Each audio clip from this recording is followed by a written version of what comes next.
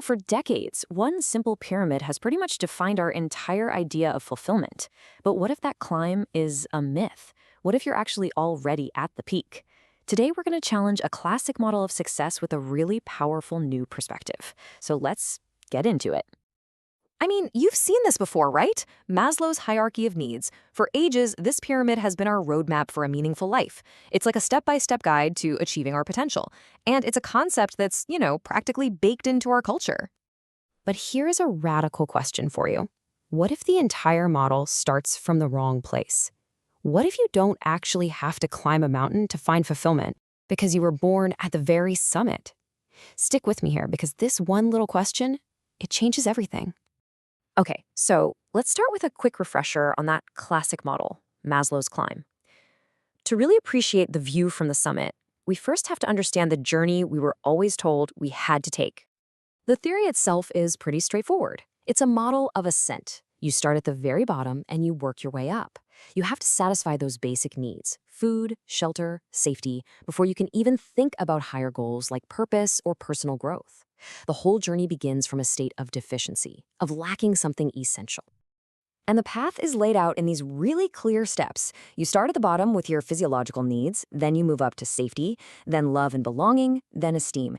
And only after you've secured all of those can you finally reach that pinnacle, self-actualization. It's got to happen in that order. You could almost think of it like a mountain climber's guide, right? It takes you from the base camp of just surviving all the way to the summit of self-actualization. The focus is all on the effort, the long journey, and the eventual hard-won arrival. It's a really powerful metaphor, but it's not the only one. So now, let's explore a completely different framework, one that argues the goal isn't to win the game, it's to realize you've already won. And this is the human jackpot. See, instead of starting from a place of lacking something, this model says you start from abundance. Your grand prize, your consciousness, your creativity, your ability to feel, that was given to you at birth. The game isn't about attaining it, it's about figuring out what to do with it. So the crucial point is this. Imagine you've won the lottery.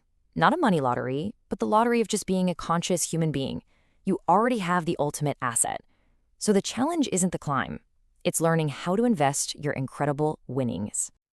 Okay, so let's put these two models right next to each other, because the contrast is pretty stark and it reveals two just fundamentally different ways of approaching our lives, our potential, and even our work. So first, just look at the core metaphors. Maslow gives us a ladder that has to be climbed, a journey that starts from deficiency. You lack safety, you lack esteem. The human jackpot, on the other hand, presents a lottery you've already won. It starts from abundance. You already possess consciousness, the ultimate prize. And this just changes your entire psychological frame. Maslow's process is this long, sequential journey toward a future goal, where you're always thinking, I must strive to become fulfilled.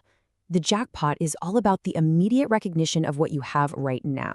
Your mindset shifts to, okay, I already am a winner. Now how do I act like one? It's present-oriented and it's incredibly empowering. This way of thinking also completely reframes how we look at work.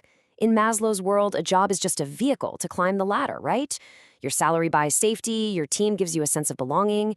But in the jackpot model, work becomes a primary place to invest your winnings, a venue to apply your unique creativity and empathy. And suddenly, fulfillment isn't this distant pinnacle reserved for just a few. It's universally accessible to everyone, right here, right now. And this isn't just some feel-good idea either. It has some really powerful, practical applications, especially in the modern workplace. For any organization, this framework is an absolute game changer. For one, it's immediate. It allows you to unlock the potential that's already in your team today. It's also universal. Everyone from the CEO to the newest intern has won this jackpot. And the language itself shifts from words like needs and deficiency to the much more motivating vocabulary of winning and investing. What makes this so powerful is that the model is radically democratic. It empowers every single person by telling them, hey, you already possess this immense value. And that fosters a real sense of ownership and purpose, because every single task, no matter how small, becomes an opportunity to invest your unique prize. So let's bring this all together. What is the fundamental shift that we're really talking about here?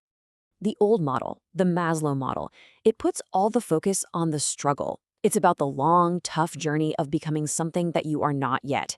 It's always future-oriented, and honestly, it can sometimes feel like you're just never quite there. By contrast, this new focus is all on the joy and, yeah, the responsibility of just being. It's about recognizing the incredible gift you already have and then finding purpose in how you choose to use it every single day. So the question really isn't if you'll reach the summit or when you'll finally win. You're already there. You have already won. The only real question left to ask yourself is, how are you going to invest your winnings?